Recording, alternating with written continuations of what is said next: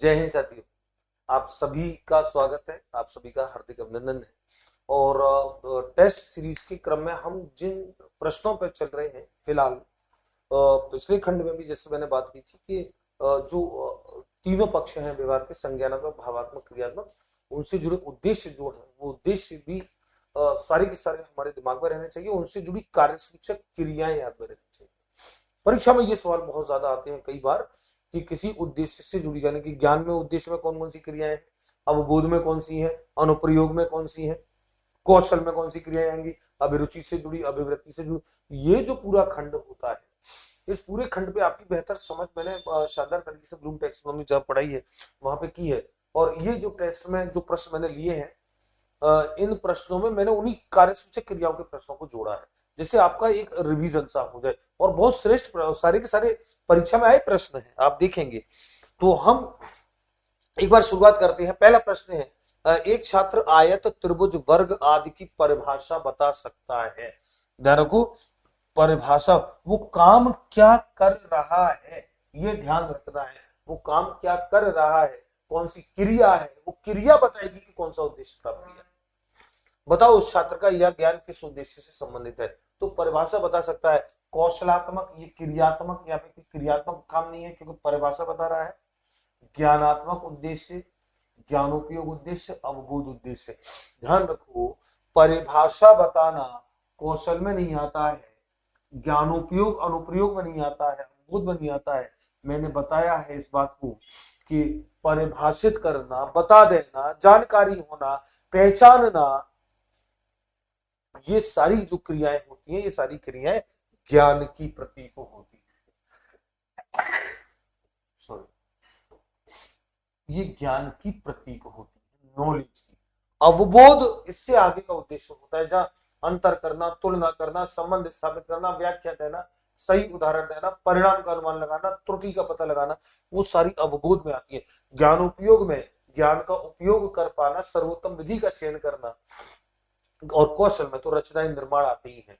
तो ये जो परिभाषित करता है, मैंने फिर कहा आपको शुरुआत में कि बच्चा कौन सी क्रिया कर रहा है, वर्ब क्या है, एक्शन वर्ब क्या है। ध्यान रखो, एक्शन वर्ब क्या है, एक्शन वर्ब बताएगी कि कौन सा उद्देश्य प्राप्त हुआ है। और यहाँ एक्शन वर्ब परिभाषा देना है, और परिभाषा देना, परिभाषा देना, ये ज्ञान में आता है, यानी कि नॉलेज में आता है, ज्ञानात्मक उद्देश्य। तो ये ध्यान रखना है, ब्लूम की टैक्सोनॉमी बहुत विस्तार से मैंने इसको बताया है। तो सही विकल्प होगा ज्ञानात्मक उद्देश्य, नॉलेज वाला। अगला प्रश्न है, एक छात्र रेखागणितीय आकृतियों के चित्र बड़ी कुशलता से बना लेता है। यहाँ पे एक्शन वर्ब क्या है, चित्र बड़ी कुशलता से बना लेता है। और कुशलता से चित्र बना लेना, आंख बंद करके डंके की चोट पर कौशल। अभिरुचि, अभिवृत्ति, ज्ञान नहीं, कौशल। चित्र बना लेना, चार्ट बना लेना, मॉडल बना लेना, किसी भी प्रकार का कोई निर्माण करना, यंत्रों को सही कर लेना, उपकरणों को सही करना, तो कौशल का प्रतीक है ये कार्यसूचक क्रिया। वो जो टेबल मैंने बना रखी है फोर्स, वो टेबल बड़े काम की टेबल है, सच में वो टेबल आपको बहुत सारी चीजों को निपटा देती है। अगला है, छात्र रेखागणितीय आकृतियों, रेखागणितीय आकृतियों को खींच सकेंगे। तो रेखागणितीय आकृतियों को खींच सकेंगे, ये भी वही मनोक्रियात्मक। प्रश्न की भाषा दूसरी है, प्रश्न वही पिछले प्रश्न जैसा ही है कि आकृति के चित्र बड़ी कुशलता से बना सकेंगे, और यहाँ पर रेखागणित की आकृतियां खींच सकेंगे, नाम दे दिया मनोक्रियात्मक, कौशलात्मक है। तो मनोक्रियात्मक, संज्ञानात्मक, भावात्मक, क्रियात्मक, इन तीनों पक्षों के अंतर कौन कौन से। इसके अंदर बौद्धिक क्षमताओं का विकास होता है, इसके अंदर बौद्धिक क्षमताओं का विकास होता है, बौद्धिक यानी कि मानसिक, संज्ञानात्मक पक्ष में। इसके अंदर भावनात्मक में भावनाओं, संवेगों का, भावना, रुचि, है ना, प्रेरणा, इन सबका विकास इसमें होता है। और मनोक्रियात्मक में कौशलों का विकास होता है। और आकृति खींच सकेंगे, ये कौशल है, मनोक्रियात्मक पक्ष का विकास होगा। अगला प्रश्न देखिए, विद्यार्थी युगपत समीकरणों को हल कर सकेंगे। रेखागणित की किसी समस्या को हल कर लेना, बता देना, परिभाषित करना, ज्ञान, हल कर लेना, अवबोध, अवबोध का प्रतीक है। कौशल इसमें नहीं होगा, ज्ञान छोटा उद्देश्य है, कौशल इसमें है ही नहीं। अवबोध जहां पे हल कर पाता है गणित की किसी समस्या को, वो उसका अवबोध का प्रतीक है। तो इस प्रश्न का युगपत समीकरण हल करना, अवबोध उद्देश्य प्राप्त होगा। अगला देखें, छात्र वृत्त और गोले में तुलना करता है। यह एक्शन वर्ब क्या है? तुलना करना। और तुलना करना, अंतर करना, संबंध स्थापित करना, परिणाम का सही अनुमान लगाना, व्याख्या करना, ये सब की सब अवबोध अंडरस्टैंडिंग में आती है। अंडरस्टैंडिंग में आती है। एक्शन वर्ब ये है, तुलना करना एक्शन वर्ब है, कार्यसूचक क्रिया है, एक्शन वर्ब है तुलना। ये मैं फिर आपको बोल रहा हूं, इस खंड में मैंने सवाल, इस बार मैंने टेस्ट जो बनाए वो बड़े सुव्यवस्थित तरीके से बनाए, बिखरे बिखरे सवाल नहीं लिए, एक से जुड़ा दूसरा कनेक्ट प्रश्न है। मतलब कहीं ना कहीं प्रश्नों में एक ऐसा अंतर संबंध है कि आप जब जिस खंड पे टेस्ट कर रहे होंगे तो उस खंड में उस प्रकरण से जुड़ी जानकारी इकट्ठी एक साथ मिलेगी। मैंने इस तरीके से मैंने बनाई, और आपको सच में ये टेस्ट, मैं फिर बोल रहा हूँ, ये बड़ी एक सौगात है। ये टेस्ट कर लेने के बाद पूरा कोर्स आपकी दृष्टि से निकल जाता है, सारी चीज आपकी दृष्टि से निकल जाती है। तो पांचवें प्रश्न का करेक्ट आंसर होगा अवबोध तुलना करना। अगला देखें एक बार, क्या है, कौन सी एक्शन वर्ब है? गणित के सूत्रों सिद्धांतों की व्याख्या करना। व्याख्या करना ये एक्शन वर्ब है, एक्शन वर्ब है व्याख्या। और ध्यान रखो, एक्शन वर्ब व्याख्या करना ये भी अवबोध से जुड़ी होती है।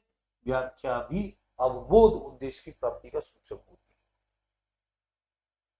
तो एक बार अगर आपको एक्शन वर्ब्स याद है, कार्यसूचक क्रियाएं याद है, फिर उद्देश्य कुछ भी पूछा जाए, धड़ाधड़ धड़ाधड़ आपके उत्तर चुटकियों में निकलते जाएंगे। ये बहुत अच्छी एक कहना चाहिए तरीका होता है, बहुत अच्छी एक विधि होती है कुछ चीजों को एक बढ़ती क्रम में याद करना। गणित में पहचानना कौशल किसके लिए उपयोगी है? ये प्रश्न थोड़ा सा, मतलब एक्शन वर्ब है लेकिन इसमें प्रश्न का एक टाइप बदल दिया है कि एक बच्चा पहचाने, तो पहचानना किसके लिए उपयोगी है? निरीक्षण करने के लिए, वर्गीकरण करने के लिए, चित्र बनाने के लिए, संग्रह करने के लिए। और ध्यान रखो, एक बालक इन्हीं चीजों को, चाहे वो रेखागणित की आकृतियां हो या कोई भी अवधारणा हो, वहां पे जब पहचानता है, पहचान पाता है, तो वो वर्गीकरण करता है। पहचान का सीधा संबंध जो होता है वो वर्गीकरण करने से होता है, क्लासिफिकेशन, यानी कि वर्गीकरण तब कर पाएगा जब पहचानेगा। तो पहचानना कौशल किसके लिए उपयोगी? वर्गीकरण करने के लिए। एक बच्चे को त्रिभुज, चतुर्भुज, आयत, वर्ग सबको पहचानता है, और आपने उसको कह दिया कि वर्ग, वर्गीकरण करो, क्लासिफिकेशन करो, सारे वर्ग एक तरफ रखो, सारे त्रिभुज एक तरफ रखो, सारे चतुर्भुज एक तरफ रखो, सारे वृत्त एक तरफ रखो, तो वो गोल आकृति एक तरफ रखो, चपटी आकृति एक तरफ रखो। अगर ऐसा कोई वर्गीकरण करेंगे तो चूंकि वो पहचानता है तो वर्गीकरण कर पाएगा। क्लासिफिकेशन के लिए पहचानना सबसे ज्यादा इंपोर्टेंट होता है। आठवां प्रश्न है, गणित शिक्षण के दौरान बालकों को कोई पाठ पढ़ाने से पहले एक शिक्षक को किसका ज्ञान प्राप्त, पाठ पढ़ाएगा उससे पहले उसे किस चीज का ज्ञान होना चाहिए? संबंधित पाठ के उद्देश्य का, बिल्कुल बहुत अच्छी बात है। संबंधित पाठ की शिक्षण विधि होगा, संबंधित पाठ के प्रश्न बैंक का, प्रश्न बैंक का तो ये तो बिल्कुल गलत है। आपको याद है मैंने त्रिध्रुवी मॉडल बीएस ब्लूम का बताया है, त्रिध्रुवी मॉडल, और त्रिध्रुवी मॉडल में पहला जो ध्रुव होता है वो उद्देश्य का होता है, दूसरा ध्रुव जो होता है अधिगम अनुभव का होता है, अधिगम अनुभव का होता है, और तीसरा ध्रुव जो होता है वो मूल्यांकन का होता है। तो मैंने कहा था कि कोई भी शिक्षण अधिगम प्रक्रिया प्रारंभ जब की जाती है जब उद्देश्य सबसे पहले, तो उद्देश्य का पता कर लिया जाए, तो उसके बाद फिर अधिगम अनुभव मिलेंगे और अंत में मूल्यांकन होगा। तो ध्यान रखो, एक अध्यापक को इन तीनों में से शिक्षण विधियों का भी ज्ञान उसको करना पड़ेगा, लेकिन बाद में करना पड़ेगा। उसको सबसे पहले ये संबंधित पाठ के उद्देश्य जानने पड़ेंगे। प्रश्न बैंक भी जैसे जाने ठीक है, लेकिन ये अनिवार्य वो नहीं है शर्त, हमको उस त्रिध्रुवी मॉडल के हिसाब से चलना पड़ेगा। सबसे पहले किसकी जानकारी होनी चाहिए?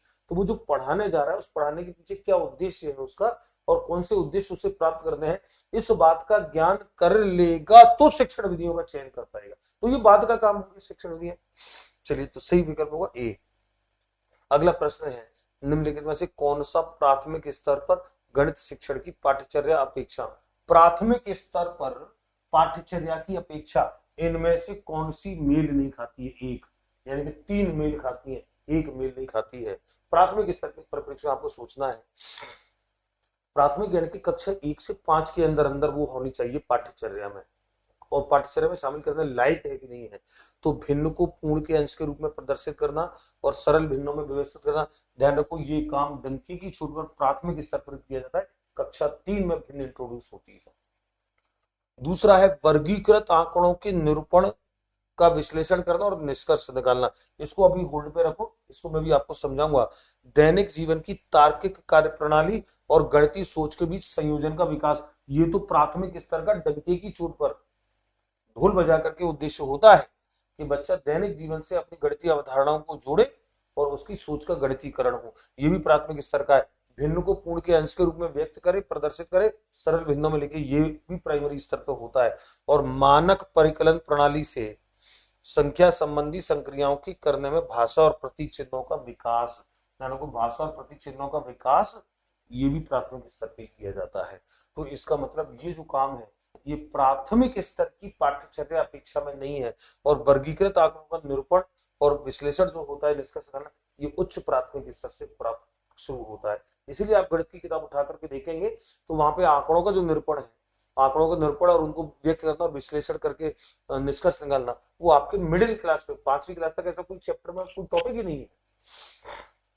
तो ये प्राथमिक स्तर की पाठ्यचर्या की अपेक्षा से मेल नहीं खा रहा है, बाकी तीनों प्राथमिक स्तर की पाठ्यचर्या से मेल खाते हैं। सही विकल्प होगा बी। अगला प्रश्न है रोहित ने, हाँ ये अच्छा प्रश्न है वेन हील का। और वेन हील ने, देखो वेन हील एक शिक्षाविद थे और इन्होंने ज्यामिति शिक्षण के लिए, ज्यामिति शिक्षण में 5 चरण बताए, इन्होंने 5 स्तर बताए ज्यामिति शिक्षण में, कि अलग अलग चरणों में अलग अलग स्तर पर होता है कि 5 चरण। ये ध्यान को अपने आप में ये भी एक प्रश्न है कि वेन हील ने कितने चरण बताए हैं? 5 चरण बताए। और 5 जो स्तर बताए हैं वो 5 स्तरों में देखें, इसमें विकल्प में 4 है, 5 को मैं अलग से लिख दूंगा। सबसे पहले अच्छा कहां से, 0 से लेकर के 0 1 2 3 4, ये 5 स्तर बताए हैं। 0 से शुरू है, 1 से शुरू नहीं है कि 1 2 3 4 5, 0 से शुरू है। 0 लेवल किसको व्यक्त करेगा, बच्चा कहां पे है, एक स्तर किसको व्यक्त करेगा, तो इसमें कुछ तो है। देखो 0 पहचानना, रिकॉग्निशन, ये पहला स्तर होता है। ये 5 स्तर जो है, 5वें स्तर में 4 यहाँ लिखे, 5वां मैं अलग से लिख दूंगा। वेन हील के 5 स्तर है, ज्यामिति शिक्षण से जुड़े हैं। किस स्तर पे बच्चा क्या कर पाता है ये मैं आपको समझा रहा हूं। पहला स्तर 0, पहला स्तर मतलब जो 0 स्तर बोलेंगे, सबसे पहला 0, ये रिकॉग्नाइज का होता है, पहचानने का, यानी बच्चा ज्यामिति की आकृति को पहचानने का काम करता है, उनको कहीं ना कहीं प्रत्यक्षीकरण कर पाता है, तो उनको देख पाता है, ये पहचानना। दूसरा स्तर होता है विश्लेषण करना, एनालिसिस कर पाता है वो, यानी कि उनके अंदर एक अवबोध समझ, आंतरिक समझ पैदा करता है, उनके कई अंतर तुलनाओं को देखता है, ये विश्लेषण होता है दूसरा।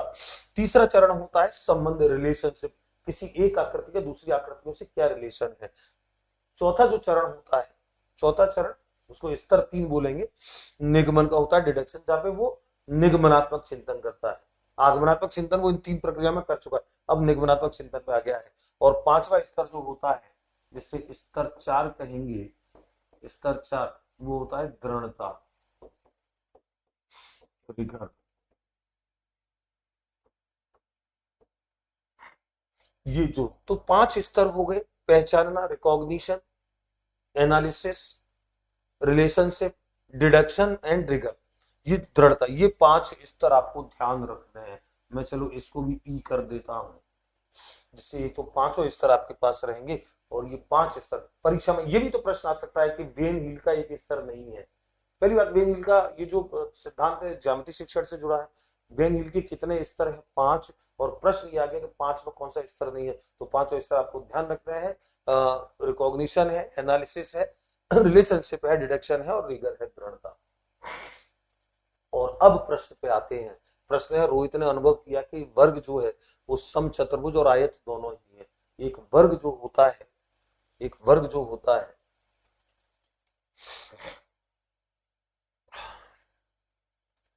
प्रश्न ये बोल रहा है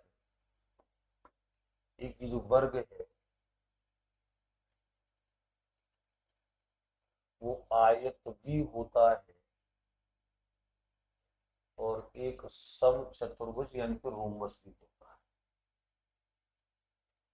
और बच्ची ने इस चीज को, और आप देखें प्रॉपर्टी के हिसाब से देखें, वर्ग वो आकृति होती है जिसके चारों भुजाएं बराबर होती हैं, और चारों भुजाएं बराबर होती है, प्रत्येक कोण 90 डिग्री का होता है, वर्ग होता है। इसमें भी चारों भुजाएं बराबर होती है समरूप में, और आयत में आमने सामने की भुजाएं बराबर होती है, प्रत्येक कोण 90 का। तो आमने सामने की भुजाएं बराबर है तो इसकी तो चारों ही बराबर है, इसका मतलब आमने सामने की इसमें भी बराबर होंगी। जब चारों ही बराबर है तो आमने सामने की नेचुरली बराबर।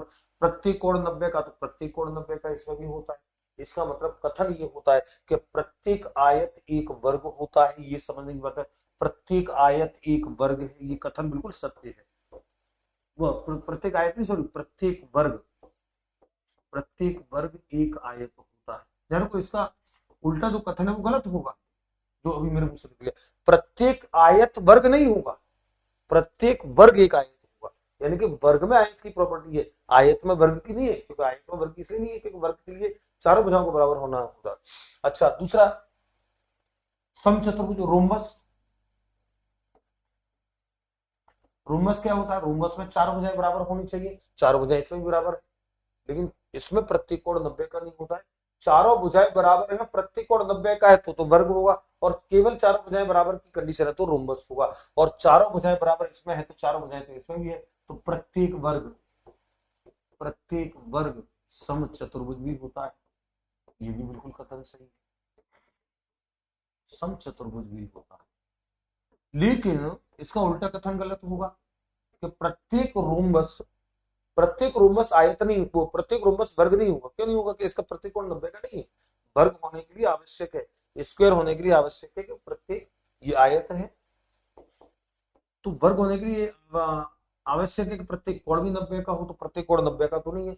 चारों भुजाएं, दोनों में कॉमन चीज है कि चारों भुजाएं बराबर है, तो फिर ये है, लेकिन ये नहीं है 90 कोण की। तो अब आप देखिए प्रश्न कि उसने, एक बालक ने, रोहित ने अनुभव कर लिया कि वर्ग एक समचतुर्भुज होता है और एक आयत दोनों ही होता है वेन हिल के अनुसार। अब वेन हिल ने ज्यामिति को लेकर ये शिक्षण सिद्धांत दिए। वेन हिल के अनुसार वो कौन से स्तर पे है? पहचानना, पहचानना सबसे छोटा स्तर है। विश्लेषण, सब पे समझ उसकी बन रही है। संबंध, वो एक आकृति का दूसरी आकृति से संबंध देख पा रहा है, और ध्यान रखो यही इसका सही उत्तर है। रिलेशन जो है, रिलेशन वो एक आकृति का वो तय कर पा रहा है कि वर्ग आयत भी है, वर्ग रोम्बस भी है, समचतुर्भुज भी है, और ये जो रिलेशनशिप पे पहुंच गया है, इसका मतलब वेन हील के वो स्तर 2 पर है। मतलब स्तर 2 उसका नाम है, वैसे तीसरा स्तर है। 0 पहला स्तर, ये दूसरा, और ये स्तर, तो स्तर 2 इसका नाम है, स्तर 2 वैसे क्रमांक में तीसरे नंबर पे आएगा, संबंध रिलेशन पर है। तो ये बड़ा अच्छा प्रश्न, और ध्यान रखो वेन हिल को भी आप इससे कंफर्म कर लोगे, वेन हिल के सिद्धांत को भी। चलिए, और प्रश्न कौन सा है? अच्छा, इसमें 11 प्रश्न, एक प्रश्न ज्यादा टाइप हो गया, चलो कोई बात नहीं, फायदा ही है। एक प्रश्न ज्यादा, विद्यार्थी समांतर श्रेणी के उदाहरण दे सकेगा। ये उदाहरण दे सकेगा, एक्शन वर्ब उदाहरण देना है, एक्शन वर्ब जो है उदाहरण देना है, और ये मैं आपको बता चुका हूं, उदाहरण देना, और ये मैं आपको बता चुका हूं कि व्याख्या करना, उदाहरण देना, परिणाम का अनुमान लगाना, अंतर करना, तुलना करना, संबंध स्थापित करना, त्रुटि का पता लगाना, ये सब अवबोध की प्रतीक होती है। तो सही उत्तर हुआ अवबोध। ये अच्छे 11 प्रश्न हैं, सारे प्रश्न बड़े अच्छे प्रश्न हैं। मैं फिर बोल रहा हूं, इस खंड में मैंने एक्शन वर्ब के साथ प्रश्न मैंने लिए, जिससे बच्चा जो अलग अलग उद्देश्य है, तो किस उद्देश्य में कौन सी एक्शन वर्ब, और विस्तार तो मैंने फिर कोर्स में जो पढ़ाया वहां दे ही रखा है। मैं यहाँ कोशिश करता हूँ कि आपकी 360 डिग्री आपकी व्याख्या हो जाए, वो चीज कनेक्ट हो जाए कोर्स से, रिवीजन शानदार होना चाहिए।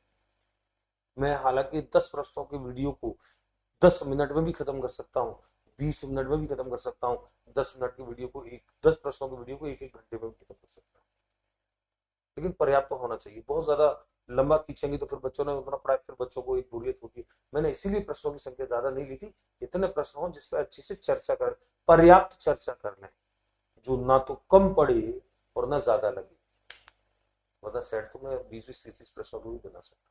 चलिए, बहुत अच्छे प्रश्न है। इन एक्शन वर्ब को पढ़िएगा, कोर्स में जाकर के जरूर सारी एक्शन वर्ब्स को आपको देखनी है, समझनी है, और फिर वो समझ जब आपको विकसित होगी तो ये सारे प्रश्न आपके छुटके में निकल जाए। ये सारे प्रश्न गत वर्ष की परीक्षा से उठाए हैं मैंने ध्यान रखा। अगले टेस्ट में हमारी मुलाकात होगी, फिर से हम लोग बात करेंगे। जय हिंद, जय भारत।